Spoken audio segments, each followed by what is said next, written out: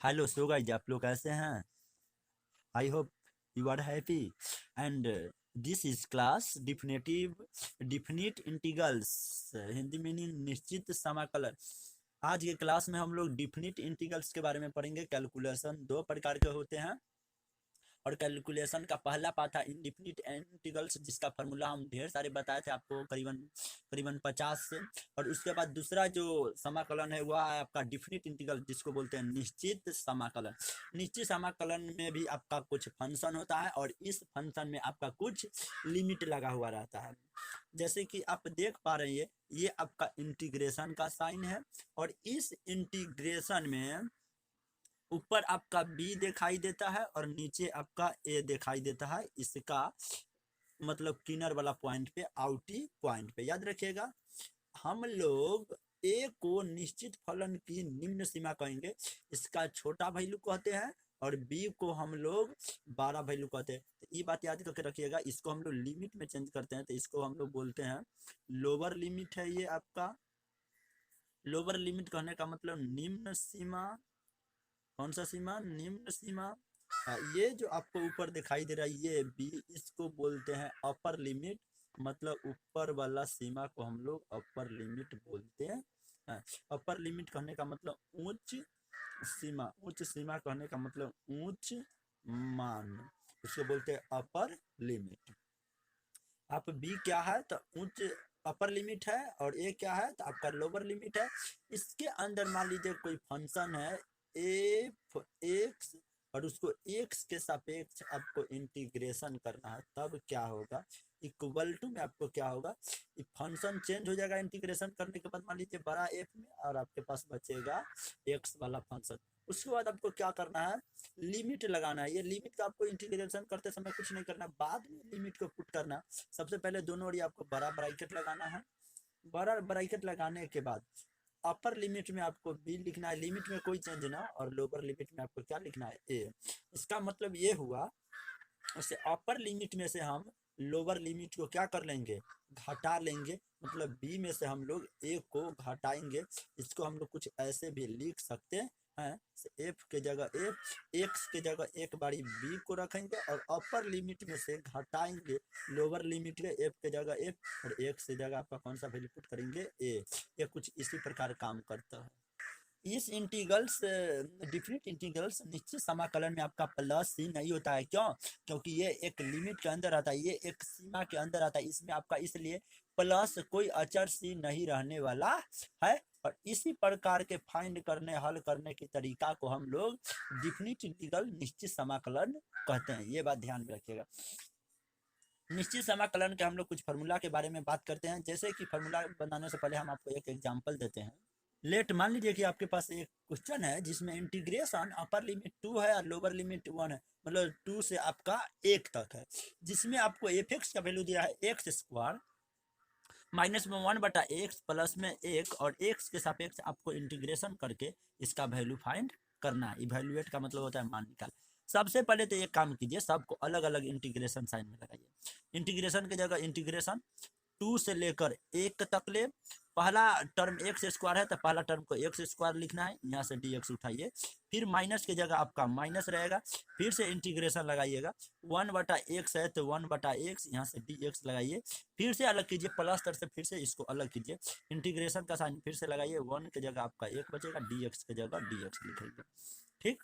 सब का लिमिट क्या होने वाला है? सेम होने वाला, पर सब का लिमिट वही रखिए, या चाहे एक ही के अंदर करके भी ये काम कर सकते हैं, कोई दिक्कत नहीं है। 2 से 1, 2 से 1। चलिए, एक ही के अंदर करते तो भी बहुत आसान रहता, 3 बारी आपको इंटीग्रेशन का साइन लगाने की जरूरत नहीं पड़ता।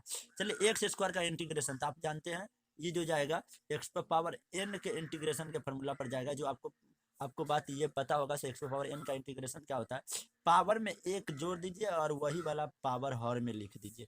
तो एक्स में एक जोड़िएगा तो 3, या बटा में 3 की जगह 3, और माइनस 1/x। तो लॉग एक्स का डिफरेंशिएशन 1/x होता है, तो 1/x का इंटीग्रेशन क्या होगा? आपका लॉग एक्स होगा। और आपको पता होना चाहिए प्लस की जगह प्लस। कॉन्स्टेंट नंबर का इंटीग्रेशन जो होता है आपका एक्स, सब का लिमिट एक ही है तो सबको बड़े ब्रैकेट के अंदर घेर देते हैं। और अपर लिमिट आपका 2 है, उच्च सीमा या निम्न सीमा कितना है? 1 है। क्या कीजिए, पहले अपर लिमिट रखिए या बाद में लोअर लिमिट रख के घटा लीजिएगा। तो छोटी ब्रैकेट में आप क्या करिए, अपर लिमिट रखिए। तो एक्स की जगह कितना रखिए, जहाँ जहाँ एक्स दिखाई देगा वहाँ वहाँ अपर लिमिट आपको रखना है। तो एक्स की जगह कितना है 2, तो 2 पर पावर आपका 3 बटा में 3 रहेगा, माइनस लॉग के जगह लॉग। एक्स का वैल्यू कितना है 2, तो 2 प्लस के जगह प्लस, एक्स की जगह कितना रखेंगे 2 के जगह 2, फिर ब्रैकेट घेर लेंगे, फिर माइनस देंगे। एक्स जगह कितना है 1, तो 1 पर पावर 3, तो 3 या बटा में कितना 3, माइनस की जगह माइनस, लॉग के जगह लॉग। एक्स का वैल्यू कितना है 1, प्लस की जगह प्लस, एक्स का मान कितना है 1। हम लोग लोअर लिमिट भी रख चुके हैं। उसके बाद क्या करना है, इसको फाइंड कीजिए। 2 पर पावर 3 का मतलब क्या होता है, 2 पर पावर 3 का मतलब हुआ 2 के 3 बार, 1 बार 2 बार 3 बार, कितना आ जाएगा 2 दूना 4, 4 दूना आपका 8 होगा। तो 8 बटा में आपका 3 मिलेगा, माइनस लॉग 2 के जगह लॉग 2 प्लस में 2 ब्रैकेट बंद, माइनस एक के क्यों निकालिएगा तो एक ही होगा, बटा में आपका 3 होने वाला है, माइनस माइनस लॉग 1 का वैल्यू ना 0 होता है, ये आपको याद होना चाहिए, प्लस 1 की जगह 1 होगा, फिर से ब्रैकेट।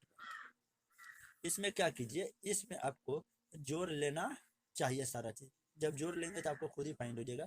8 बटा कितना हो जाएगा 3, और माइनस में लॉग 2 के जगह लॉग 2 प्लस में 2 के जगह 2, माइनस यहाँ से 0 का हटाइए, कुछ नहीं जगह नीचे 1 होगा, 3 1 के लस आपके पास कितना मिल जाएंगे 3, 3 एक कम 3, तो 1 तिहाई 3, तो 3 एक कम फिर से यहाँ पर आपको 3 मिल जाएगा, वो भी प्लस के साथ। उसके बाद हम लोग इसको क्या कर देंगे, जोड़ देंगे। 8/3 माइनस में लॉग आपका 2 हो जाएगा, प्लस में 2 माइनस 3 एक कितना हो जाएगा आपके पास 4, या बटा में कितना है 3। ये प्लस में है, ये माइनस में है, घटा दीजिए। 3 3 का लसा आपका कितना हो जाएगा 3 हो जाएगा, और 8 में से 4 घट जाएगा, तो 8 माइनस 4, इधर का बचेगा माइनस में लॉग 2 या आपके पास प्लस 2। 8 में से 4 घटाइएगा तो आपके पास कितना बचेगा 4, या बटा में कितना 3, या माइनस में लॉग 2 के जगह लॉग 2, या प्लस में कितना 2। इसके बाद क्या करिए, आराम से लसन निकालिए, संख्या संख्या वाला को लसन निकालिए, कुछ नहीं तो इस 2 के नीचे 1 होगा, 3 1 के लसा आपको कितना होने वाला है 3, 3 एक कम 3, तो 4 एक कम 4, प्लस के जगह प्लस 1 तिहाई 3, तो 3 दूना 6, माइनस में लॉग 2 के जगह लॉग 2 बराबर में 4 6 कितना हो जाएगा 10, और बटा में कितना हो जाएगा 3, और माइनस में कितना हो जाएगा लॉग 2, और इसमें प्लस 2 नहीं होगा। यही इसका आंसर हो गया, यह फाइंड हो चुका है। क्यों, इसका मान जो आया इतना, इंटीग्रल्स का जो वैल्यू आया, ये आपको इतना के बीच में होगा, लॉग और 10/3 माइनस लॉग बटा 2 के।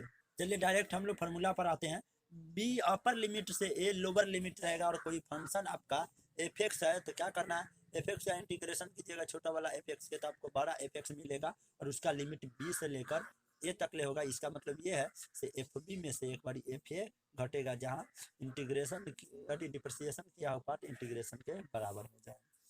दूसरा जो फॉर्मूला है कुछ इस प्रकार है, अपर लिमिट बी से लेकर ए तक ले एफ एक्स। आप लिमिट जब चेंज करिएगा, याद रखिएगा इस नियम को, जब आप लिमिट चेंज कर सकते हैं, लोअर लिमिट को आप अपर लिमिट बना सकते हैं, और अपर लिमिट के मतलब उच्च सीमा को आप निम्न सीमा बना सकते हैं। तो सिर्फ आपको इंटीग्रेशन के आगे माइनस लगा देना। जब आप लिमिट को चेंज करते हैं, तब आपको इंटीग्रेशन के आगे माइनस लगा दीजिएगा, आपका लिमिट चेंज हो जाएगा, प्लस है तो माइनस हो जाएगा, माइनस है तो आपका प्लस हो जाएगा, बल्कि फंक्शन वह का वही रहेगा। यहाँ देख रहे हैं अपर लिमिट भी है, लेकिन यहाँ पर अपर लिमिट है, तो अपर लिमिट को चेंज किया गया, लोअर लिमिट को चेंज किया गया। ठीक, सिर्फ इंटीग्रेशन के साइन के आगे कथी आ गया है माइनस आ गया। उसके बाद अगला रूल के हिसाब से चलते हैं, जैसे कि 20 से लेकर ए तक ले एफ एक्स है डी एक्स, तो 20 से लेकर ए तक ही होगा। आप एक्स के जगह कोई दूसरा वैल्यू भी पुट कर सकते हैं, जैसे कि यहाँ पर एक्स के जगह आपका जेड पुट किया है, तो आपको डिफरेंशिएशन करके डी जेड वैल्यू आना चाहिए। जैसे कि इसको एक्स या सापेक्ष डिफरेंशिएशन कीजिएगा तो डी एक्स और बटा में डी एक्स, फिर इसका डी एड और बटा में डी एक्स, ये तो आपका एक हो जाएगा, एक और एक में तिरछा गुना करिएगा, डी एक्स एक कम डी एक्स में जगह बराबर में डी जेड हो जाएगा। तो डी एक्स के जगह क्या पुट कर देंगे डी जेड, और एक्स के जगह क्या पुट कर देंगे एक्स के जगह जेड पुट कर देंगे, और फंक्शन ज्यों का ज्यों रहेगा। गुड। उसी प्रकार मान लीजिए कि अगला रूल समझना है, 20 से लेकर ए तक ले, और ये आपका एफ एक्स है, तो इसको आप अलग अलग तोड़ भी सकते हैं। जैसे कि मान लीजिए इसको फिर ऐसे कर सकते हैं, इसका सिर्फ आमने सामने वाला लिमिट तो यहाँ पर क्या होना चाहिए से आमने सामने का लिमिट एक सेम होना चाहिए जो आप अलग से लेते हैं। जैसे कि बी अपर लिमिट है और ए लोअर लिमिट है, तो सेकेंड वाला हम डबल टर्म इसको इस फंक्शन को हम दो टुकड़ा में तोड़ दिए और एक जानबूझ के हम लोग कोई अचर संख्या लिमिट सी लिए और वे सी एक ऊपर होना चाहिए तो एक सी लोअर लिमिट मतलब नीचे होना चाहिए, ये अपर लिमिट भी होना चाहिए, लोअर लिमिट सेकेंड वाला में ये होना चाहिए, ये दोनों आपस में क्या होना चाहिए सेम होना चाहिए। लेकिन एक कंडीशन है से ए का वैल्यू छोट होना चाहिए सी से और सी का वैल्यू छोट होना चाहिए केकरा से भी। जिधर नोक होगा उधर आपका क्या होगा छोट होगा, तो इधर का आपका ए है और इधर आपका सी है, तो सी जो है बड़का है और ए आपका छोटका है, बी जो है बड़का है, सी आपका छोटा। अगर जो मान लीजिए अगला फॉर्मूला में हम लोग बात करते हैं, यहाँ पर अपर लिमिट ए है और लोअर लिमिट 0 है और फंक्शन है, इसको आपको एकदम जब लोअर लिमिट 0 है तो आपको कुछ करने की जरूरत नहीं है, फंक्शन जो का जो रहेगा इसका लिमिट भी ए और 0 रहेगा। सिर्फ क्या करना है अपर लिमिट में से उस फंक्शन को एक्स को घटा देना है, आपका आंसर फाइंड हो जाएगा, बहुत आसान से तोड़ सकते हैं। इन इंटीग्रेशन मान लीजिए अपर लिमिट ए है और लोअर लिमिट आपका माइनस ए है, लिमिट में चेंज है, ये प्लस है और ये आपका लोअर लिमिट कथी में है माइनस। तो इस स्थिति में क्या करना होगा, माइनस वाला को माइनस ए लोअर लिमिट को आपको 0 बना देना है और सिर्फ लिमिटेशन लिमिट के आगे ये जो इंटीग्रेशन का चिन्ह है इसके आगे आपको गुना में 2 लिख देना है, फंक्शन जो का जो रहेगा अपर लिमिट जो का जो रहेगा ये आपका सिर्फ 0 हो जाए, इससे आपका माइनस खत्म हो सकता है। जैसे कि यहाँ पर एफ एक्स बराबर डालिएगा तो आगे चल के वैल्यू पुट करते समय फंक्शन माइनस में आ जाएगा और जब फंक्शन माइनस में आ जाएगा इसलिए 2 डाल के इसको 0 कर देते हैं ताकि ये तो पूरा 0 हो जाएगा और 0 हो जाएगा तो ये तो प्लस में ना होगा या ना माइनस में होगा। लिमिट बी से लेकर ए तक ले है function of X D X is equal to limit, इसको हम लोग बोलते हैं एच स्टैंडिंग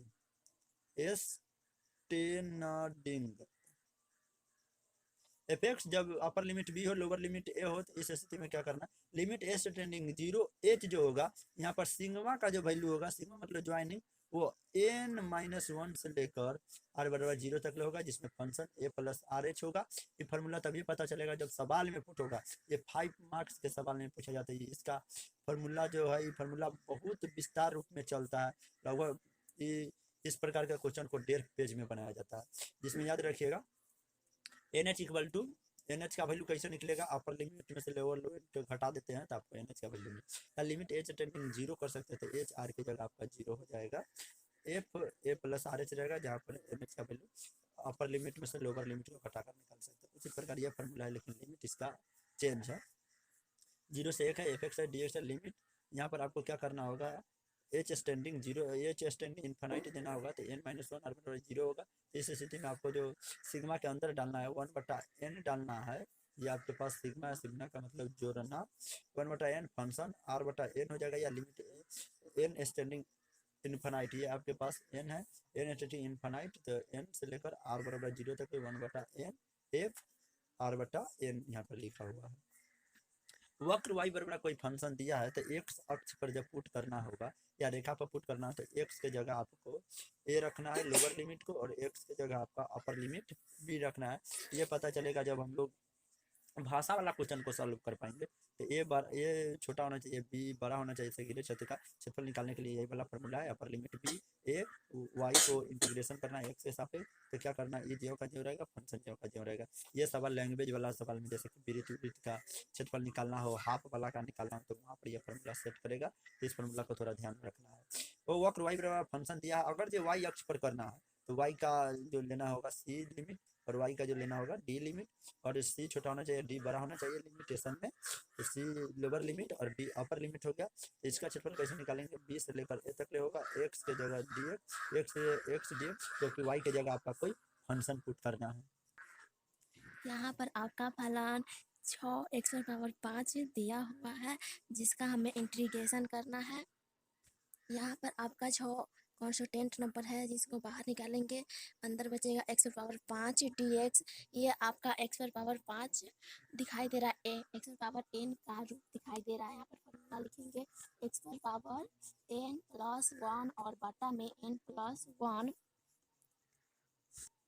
ये आपका x⁵n + 1/n + 1 है। इस पर फार्मूला सेट करेंगे, 6 की जगह 6, x ज्यों का ज्यों और पावर में 1 जोड़ देंगे तो 5 + 1 और बटा में भी पावर जोड़ देंगे तो 5 + 1 6 में x⁻6 और बटा में 6 6 से 6 कट जाएगा और इसका जो फाइनल आंसर निकलेगा x⁻6 + 6